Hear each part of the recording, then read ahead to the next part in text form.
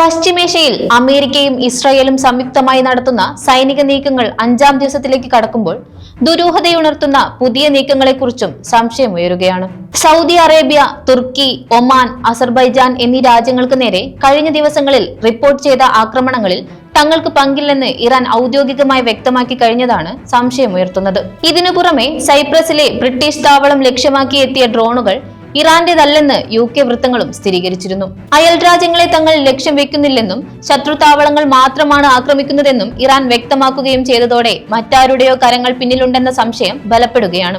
മേഖലയിലെ സംഘർഷം വ്യാപിപ്പിക്കാൻ ഇസ്രായേൽ നടത്തുന്ന ഗൂഢനീക്കമാണോ ഈ ആക്രമണങ്ങൾക്ക് പിന്നിലെന്ന സംശയം രാഷ്ട്രീയ നിരീക്ഷകർ ഉയർത്തുന്നുണ്ട്. ഇതോടൊപ്പം ഇറാനുമായി കൂടുതൽ സൗഹൃദത്തിലുള്ളതോ മുൻകാലത്തേക്കാൾ അടുപ്പം കാണിക്കുകയോ ചെയ്യുന്ന രാജ്യങ്ങളെ കൂടി കളത്തിലിറക്കി ഇറാനെ സമ്പൂർണ്ണമായി ഒറ്റപ്പെടുത്താനുള്ള നീക്കമായും വിലയിരുത്തുന്നവരുണ്ട്. സൗദി അറേബ്യയിലെ അരാംകോ എണ്ണ കമ്പനിക്കു നേരെ നടത്തിയ ആക്രമണത്തിൽ തങ്ങൾക്ക് പങ്കില്ലെന്ന് ഇറാൻ തുടക്കത്തിൽ തന്നെ വ്യക്തമാക്കിയിരുന്നു. അതേസമയം തങ്ങളുടെ ലക്ഷ്യം അമേരിക്കൻ സൈനിക കേന്ദ്രങ്ങൾ മാത്രമാണെന്ന് ഇറാൻ ആവർത്തിച്ചു. അടുത്ത കാലത്തായി ഇറാനുമായി കൂടുതൽ നയതന്ത്ര ചർച്ചകളും സൗഹൃദ നിലപാടും സ്വീകരിക്കുന്ന രാജ്യം കൂടിയാണ് സൗദി എന്നത് ശ്രദ്ധേയമാണ്. ചരിത്രപരമായി സൗദി ഇറാനോട് പുലർത്തുന്ന കടുത്ത നിലപാടിൽ അഴവ് വന്ന സമയം കൂടിയാണിത്. മറുവശത്ത് അവർ ഇസ്രായേലിനോട് കൂടുതൽ കടുപ്പിക്കുകയും ചെയ്തുവെന്നതും ശ്രദ്ധിക്കണം. ആണവ ചർച്ചയ്ക്ക് മധ്യസ്ഥം വഹിക്കുന്ന ഒമാനു നേരെ അവസാനമായാണ് ആക്രമണം നടക്കുന്നത്. എന്നാൽ ഇത് രാഷ്ട്രീയ നിരീക്ഷകരെയെല്ലാം ഒരുപോലെ ഞെട്ടിച്ചിരിക്കുകയാണ്. പ്രത്യേകിച്ചും ഇറാനോട് അടുത്ത ബന്ധം പുലർത്തുന്ന രാജ്യം കൂടിയാണ് ഒമാൻ. എന്നാൽ ആക്രമണ വാർത്തകൾ പുറത്തു വന്നതിനു പിന്നാലെ തങ്ങൾക്ക് പങ്കില്ലെന്ന് ഇറാൻ വ്യക്തമാക്കുകയും ചെയ്തിരുന്നു. ഒമാൻ തങ്ങളുടെ സുഹൃത്ത് രാജ്യമാണെന്നും ആക്രമണ വാർത്തകൾ അടിസ്ഥാനരഹിതമാണെന്നും ഇറാൻ വിദേശകാര്യ മന്ത്രാലയം അറിയിച്ചു. ഏറ്റവും ഒടുവിൽ ഇറാന്റെ സുഹൃത്ത് രാജ്യമായ തുർക്കിക്കു നേരെയും ഡ്രോൺ ആക്രമണമുണ്ടായി. ഡ്രോണുകൾ നാറ്റോ സംവിധാനങ്ങൾ ഉപയോഗിച്ച് തടഞ്ഞതായാണ് റിപ്പോർട്ടുകൾ വരുന്നത്.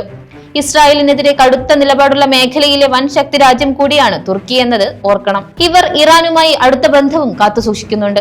അങ്ങനെയൊരു രാജ്യത്തെ ഇറാൻ ആക്രമിക്കുമോ എന്ന സംശയം തുടക്കം തൊട്ടേ ഉയർന്നിരുന്നു. ഇതിനു പിന്നാലെയാണ് തുർക്കിയെ തങ്ങൾ ആക്രമിച്ചിട്ടില്ലെന്ന് ഇറാൻ വ്യക്തമാക്കിയത്. ഇസ്രായേലുമായി ഉറ്റ ബന്ധമുള്ള നയതന്ത്ര ബന്ധം സ്ഥാപിച്ച മേഖലയിലെ അപൂർവം മുസ്ലിം രാജ്യങ്ങളിലൊന്നാണ് അസർബൈജാൻ. ഇറാന്റെ തൊട്ടയൽ രാജ്യം കൂടിയാണിത്. എന്നാൽ അസർബൈജാൻ വിമാനത്താവളത്തിന് നേരെ നടന്ന ഡ്രോൺ ആക്രമണത്തിൽ തങ്ങൾക്ക് പങ്കില്ലെന്ന് ഇറാൻ ഏതാനും മണിക്കൂറുകൾക്ക് മുൻപ് സ്ഥിരീകരിച്ചു കഴിഞ്ഞു. ഇതിനിടെ ഏറെ കൗതുകമുണർത്തിയത് എന്തെന്നാൽ പശ്ചിമേഷ്യൻ രാജ്യങ്ങൾക്കിപ്പുറം യൂറോപ്പിലേക്കും യുദ്ധം വ്യാപിപ്പിക്കുന്നു എന്ന വാർത്തകളാണ്. സൈപ്രസിനെ ഇറാൻ ആക്രമിച്ചു എന്ന വാർത്തയായിരുന്നു അത്.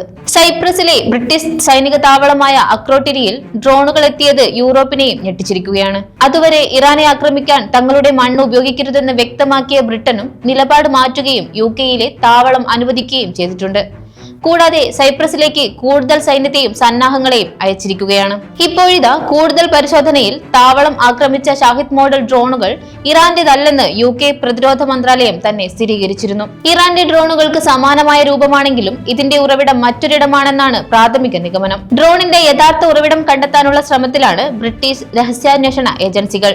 ഇറാനെ അയൽ രാജ്യങ്ങളുമായി തെറ്റിക്കാനും അറബ് രാജ്യങ്ങളെ യുദ്ധത്തിലേക്ക് വലിച്ചയക്കാനും ഇസ്രായേൽ നടത്തുന്ന ബോധപൂർവമായ ശ്രമമാണോ ഈ ഫാൾസ് ഫ്ലാഗ് ആക്രമണമെന്നാണ് പ്രധാനമായും സംശയിക്കപ്പെടുന്നത്. കൂടാതെ പശ്ചിമേഷ്യയെ അസ്ഥിരപ്പെടുത്താനുള്ള ഗൂഢാലോചന ആരോപിക്കുന്നവരുമുണ്ട്.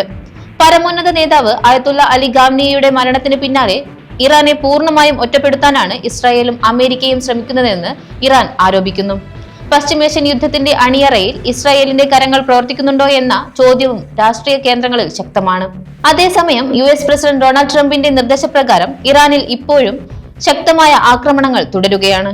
എന്നാൽ സിവിലിയൻ കേന്ദ്രങ്ങളെ തങ്ങൾ ആക്രമിക്കുന്നില്ലെന്നും പ്രതിരോധം മാത്രമാണ് നടത്തുന്നതെന്നുമാണ് ഇറാന്റെ വാദം. തങ്ങളുടെ ഡ്രോണുകളും മിസൈലുകളും അമേരിക്കൻ സൈനിക താവളങ്ങളെയും ആസ്തികളെയും മാത്രമാണ് ലക്ഷ്യമിടുന്നതെന്നാണ് ഇറാന്റെ വിശദീകരണം.